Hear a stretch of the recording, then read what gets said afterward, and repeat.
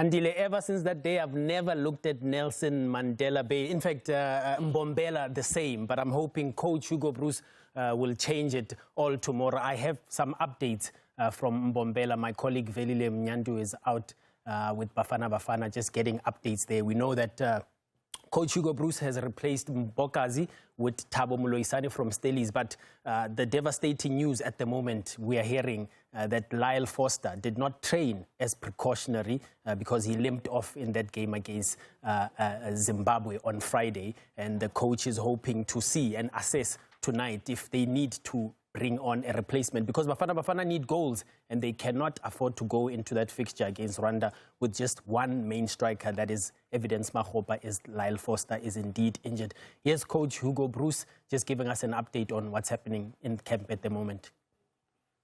We depend a little bit of the rest of the group, and yeah, this is not a good situation. But to come back on your question, I think Lyle became a very important player for us.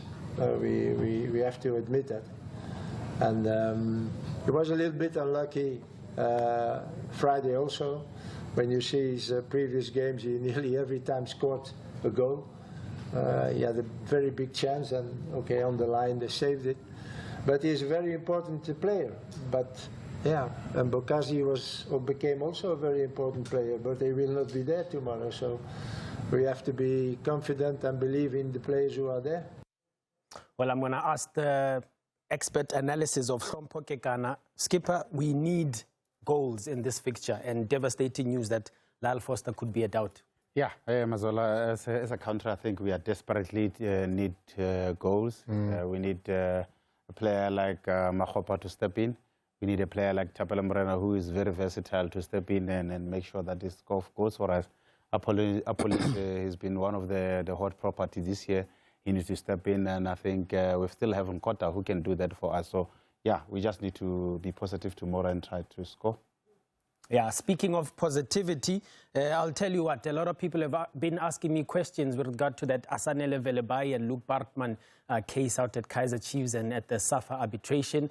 Chiefs winning that case essentially. But what about Liam Byrne, people ask. Now I'm told that SAFA are waiting to appoint a new arbitrator. We know that Hilton Epstein is the one that took charge and ruled in favor that the players would be free agents. But for some reason, a decision was taken that Liam Byrne's case, which is very similar at Amazulu, will be heard on a different date. So by the end of the week, keep it locked on sabcsport.com. We'll have an update on which arbitrator takes over that case so that Liam can put this behind him and potentially start playing again, or it goes in the way of Cape Town Spurs.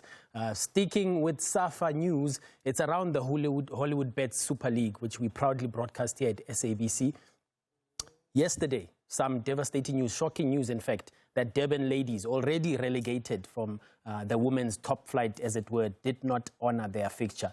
UWC going ahead and being allocated 3 points. I suspect then, and our colleague Mpumi Manyisi is on top of that story, that SAFA will launch an investigation, although the points, as I said, have been allocated to UWC. But Coach Tina Sonkembuli of UWC complaining that this is why women's football is not attracting major sponsors and is going on a backward trajectory or backward trend, because Durban ladies, for instance, not taking fixture seriously and not pitching at all. That's disappointing there. And I'm going to move on now to my final story. I had an interesting chat with Farouk Khan, who confirmed to me that Katlego Madiba is now on his way to the Fluminense Academy in Brazil. This is my conversation with the coach. He wanted to play in Brazil. He had two options. He could have gone to Portugal. Porto showed an interest. But when we sent him to Brazil for that mini camp, he was scouted by Fluminense. They came to the academy where he was and they said, look, we want to have a look at this player. They have scouts constantly moving around, and obviously people called him to say he has a special talent from South Africa. And after they seen him, I mean, I sent you his stats. You know, his stats were great. I mean, for technicality, he got 90%. For physicality, he got 80%. So he proved beyond a doubt that he has the potential to play at the highest level. And be that as it may, as an academy, we had to sacrifice the fact that we will get nothing for him now. And once he moves on, Stars of Africa will get a percentage of whatever they sell him on, hopefully to a club in Europe. Exciting news, this coach Thabo Senong. I did also mention with the coach that there are development compensation issues there that you know too well about, but exciting nonetheless that KG on his way to Brazil, a famous academy from Fluminense that's established top players, that some of them in the English Premier League at the moment. Fantastic developments, Mazola, for Khomotso and Stars of Africa, and for South Africa overall, because we all know that Fluminense are giants in Brazil.